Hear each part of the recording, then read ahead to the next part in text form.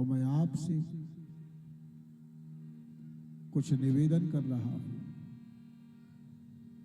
और वो निवेदन ये है मेरा कि अब वो सती पार्वती के रूप में शुद्ध हो गई है, आप उसके साथ विवाह कर लें। आदेश भी दिया है, निवेदन भी किया है, और अंतिम में कहा एक सेवक रूप में, यह मोही मांगे देहु, मैं आपसे मांग भी रहा हूं, ये मुझे दे दीजिए। भगवान ने कहा विवाह तो करना नहीं चाहता था, पर आपकी आज्ञा है तो आज्ञा सिर पर नाथ तुम्हारी। भगवान ने कहा कि मेरी आज्ञा सिर पर नहीं हृदय में धारण करो, क्योंकि सिर से आपकी गंगा बहती है, इसलिए भरोसा नहीं है कि मेरी आज्ञा भी गंगा की धारा में बह जाए। भगवान मुस्कुराए, और उसी समय देवगण उपस्थित हुए। भगवान ने पूछा है आप किस लिए आए हैं? आए हो अमर के ही हेतु, किस लिए तुम आए हो? और तब देवताओं ने निवेदन किया कि प्रभु अब कोई उत्सव नहीं मनाया जा रहा संसार में, इसलिए सब फीका फीका हो गया है। हमारी इच्छा है कि आप विवाह करें तो जरा कुछ दिन के लिए आनंद आए, हमारे जीवन में हास परिहास हो, इसलिए आपसे यही निवेदन करने के लिए आए। भगवान ने कहा तुम्हारी बात तो नहीं मानता, लेकिन भगवान ने मुझे आदेश दिया है। फिर भगवान सोचने लगे कल इन देवताओं को भी मुझे विवाह के लिए निमंत्रण देना पड़ेगा। आज मैं यदि इनसे इनकार कर देता हूँ तो फिर ये कहेंगे कि अब बाबा आप शादी के लिए तैयार हो गए और हमको निमंत्रण दे रहे हो बारात में आने के लिए, तो ठीक नहीं है। इसलिए भगवान ने कहा कि ठीक है, मुझे पहले ही मेरे स्वामी ने आदेश दिया है, इसलिए मैं अवश्य ही विवाह करूंगा। उसी समय सप्त ऋषियों का पदार्पण होता है, और भगवान ने सप्त ऋषियों से कहा कि जाओ आप एक बार जाकर के पार्वती के प्रेम की ये परीक्षा लो कि वो मेरे साथ विवाह अपनी स्वेच्छा से करना चाहती है या किसी दबाव में आकर के विवाह करना चाहती है। आप उसके मन की बात जान लीजिए, क्योंकि दबाव में ठीक नहीं है। और तब सप्त ऋषि पहुंचे हैं, पार्वती ने इनके चरणों में प्रणाम किया है। सप्त ऋषियों ने पूछा है कि तुम कौन हो, तुम किसकी आराधना कर रही हो और इसका उद्देश्य क्या है?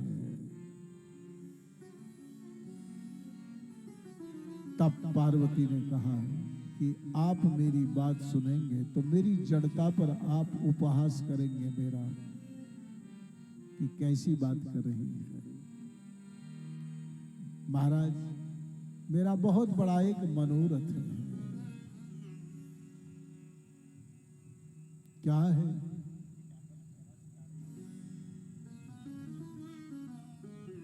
मेरा तुलसी कहता है, बाबा लिखते हैं,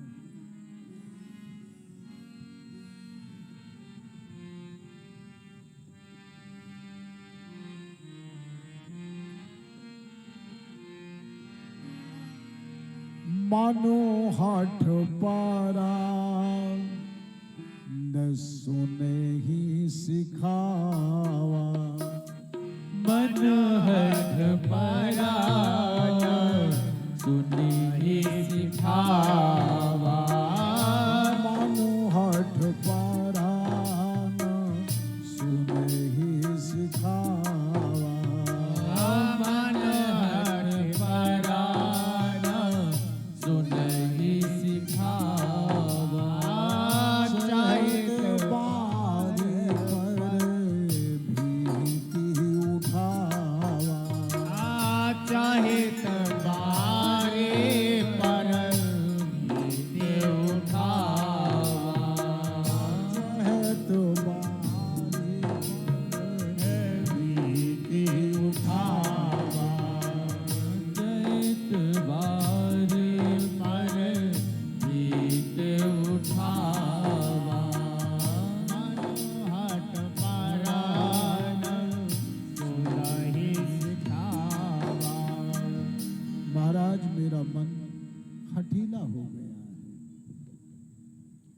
वो जल के ऊपर दीवार खड़ी करना चाहता है। क्या ये संभव है कि जल पर कभी दीवार खड़ी हो जाए?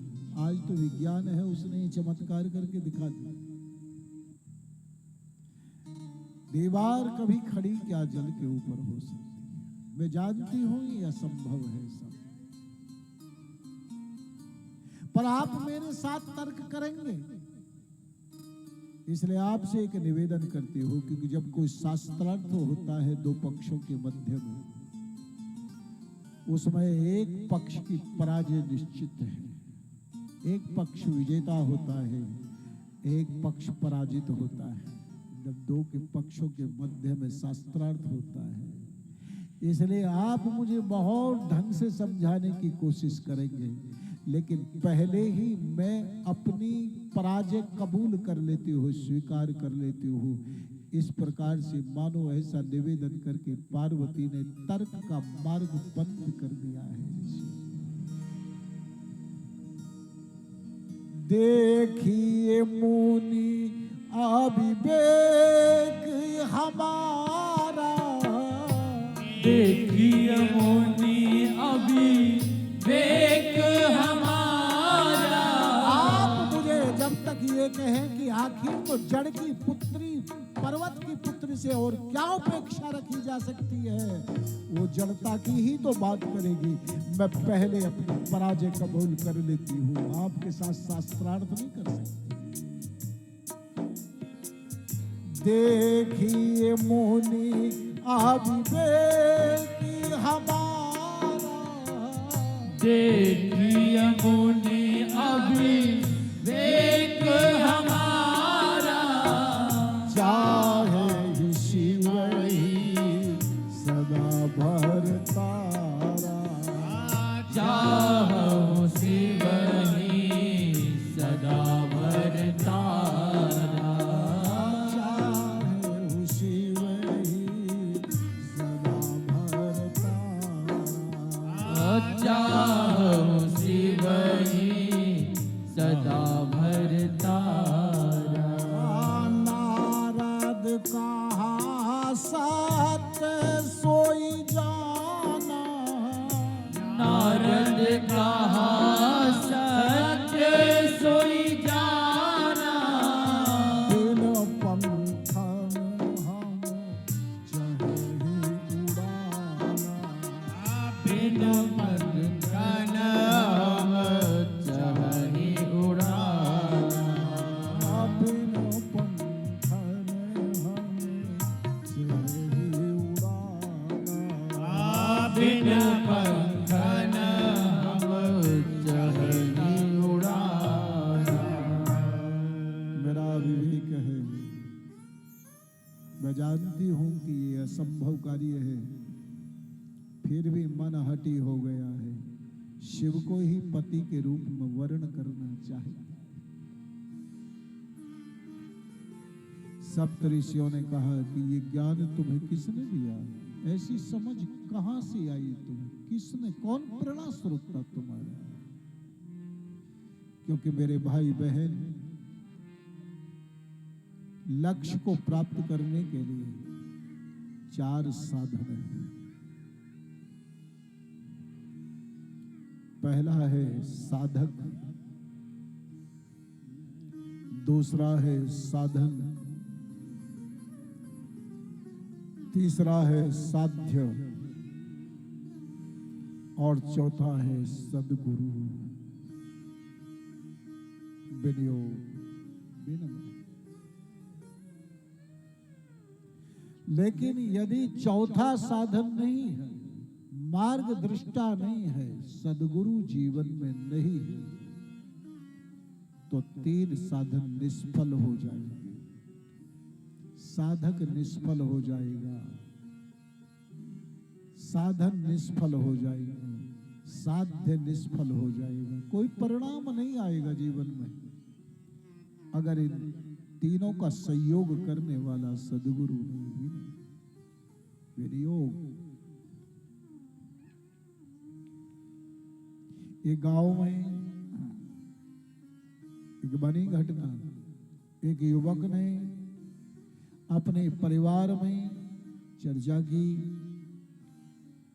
कि मैं 1 वर्ष तक जंगल में एकांत में परमात्मा की साधना करना चाहता हूं, मौन रहकर।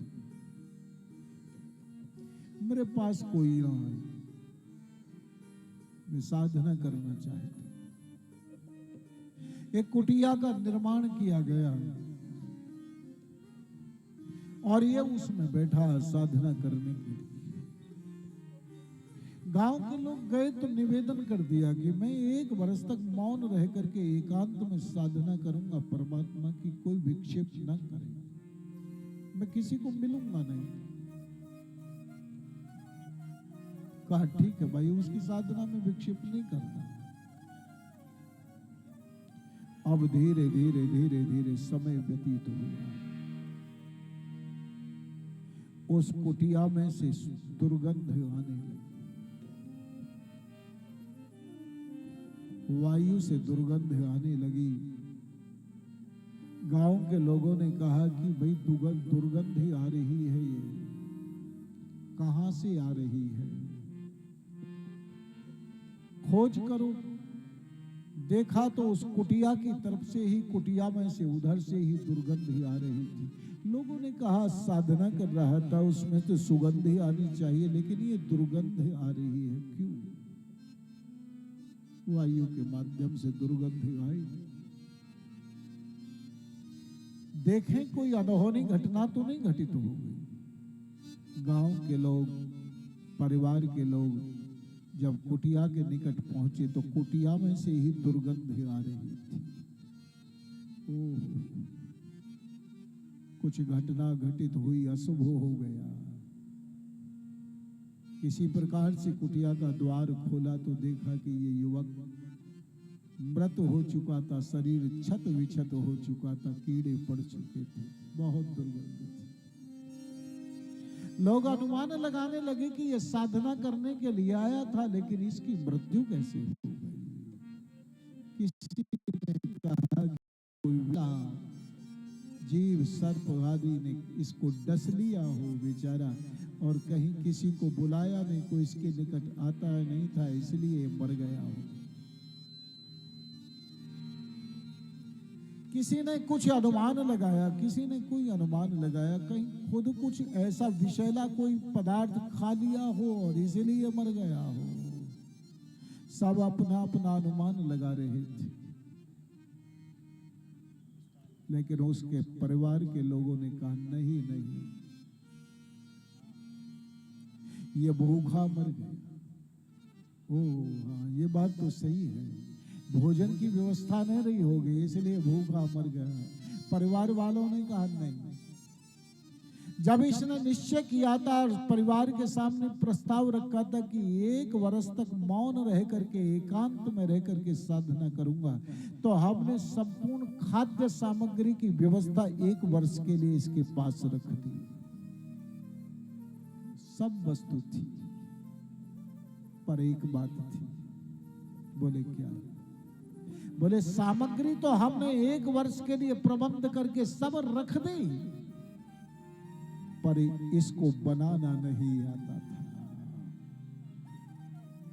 विनियोग नहीं होता था, इसलिए ये बेचारा मर गया। तो जीवन में हमारे में साधक भी हो, साधन भी हो, साध्य भी हो, लेकिन इन तीनों का संयोजन करने वाला यदि सद्गुरु जीवन में नहीं है तो सफलता निमित्त तीनों निष्फल हो जाएंगे। साधक निष्फल हो जाएगा, साधन निष्फल हो जाएगा, साध्य निष्फल हो जाएगा। ऋषियों ने पूछा कि तुम्हारा गुरु कौन है जिसने तुम्हें ये प्रेरणा दी? मेरे गुरु नारद है। नारद को तुमने गुरु बनाया? हाँ, कम से कम स्वभाव तो जान लेती। अरे गुरु ऐसे ही बनाया जाता है क्या? उसके विषय में थोड़ी जानकारी तो कर लेनी चाहिए कि ये गुरु जिसे मैं बना रहा हूं वो कैसा है, कैसे स्वभाव का है। थोड़ी जानकारी तो कर लेती नारद के विषय में। क्यों? तुम जानती नहीं हो क्या? तुलसी कहती, नारद सिख जे मान नर नारी, नारद सिख जो मान नर नारी, नारद सिख जो मान नर नारी, आवासी होई तजे भवन भिखारी, अवश्य होई तजे भवन भिखारी, आवासी होई सो भवन भिखारी, अवश्य होई जोई भवन भिखारी, नारद सिख जे नारद सिख जो मान नर नारी। और नारद के विषय में कुछ जानती हो आप? नारद कैसे है? वो बाहर से तो नारायण नारायण बहुत भक्ति दिखाता है, तिलक छाप लगाता है, बहुत कीर्तन करता है। बाहर से ये सारा का सारा ढोंग है, पाखंड है, लेकिन नारद भीतर से कैसा है ये तुम्हें नहीं मालूम, वो हम बताते हैं। नारद ऐसा मन कपटी तन सज्जन चीन्हा, मन कपटी तन सज्जन चीन्हा। अरे कम से कम स्वभाव के विषय में जान तो लेती, किसी से पूछ तो लेती, मैं जिसे गुरु बना रही हूँ वो गुरु कैसा है। मन कपटी तन सज्जन चीन्हा, ओ मन कपटी तन सज्जन चीन्हा।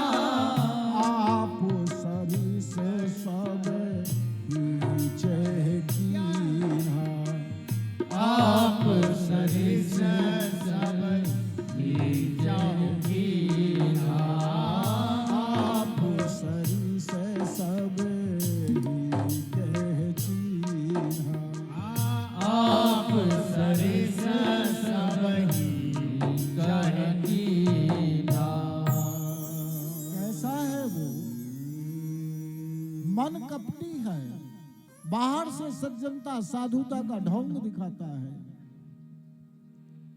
और वो चाहता है कि संसार में किसी का विवाह हो ही नहीं, सब मेरी तरह से ही हो जाए। नारद किसी का घर बसने देना नहीं चाहता। ये नारद का स्वभाव है। जब उसने वो किसी का घर बसने नहीं देना, तुम्हारा घर कहां से बसेगा? इसलिए अभी कुछ नहीं बिगड़ा है। यानी कितनी बुद्धिमत्ता से चारों का खंडन कर दिया। आपका जो मार्गदर्शक है वो ठीक नहीं है, गुरु ठीक रही है। और आपकी जिस साध्य की प्राप्ति के लिए आप जो है प्रयास कर रही हैं वो कैसा है, उसके विषय में आप जानती हैं? नहीं, मैं नहीं जानती। अरे एक छोटी सी भूल हुई पिछले जन्म में बेचारे दक्ष की पुत्री सती के साथ में, और उसने उसका परित्याग कर दिया। साध्य पर कभी कटाक्ष कर दिया, साध्य का भी खंडन कर दिया, गुरु का खंडन कर दिया, साध्य का खंडन कर दिया। और तुम जो ये साधना कर रही हो उस साधना का भी खंडन कर दिया, और साधक का, क्योंकि तुम जड़ पुत्री हो, तुम उसी अनुरूप में सोच सकती हो, इसलिए साधक का भी खंडन कर दिया। और सुनो, अभी कुछ नहीं बिगड़ा है, अभी कुछ नहीं बिगड़ा है। आप जो है यदि हमारी बात माने तो अभी कुछ नहीं बिगड़ा है। आपकी हम बहुत सुंदर शादी करा सकते हैं भगवान विष्णु के साथ, जो सब प्रकार से शीलवान है, गुणवान है, रूपवान है, लक्ष्मी जिसके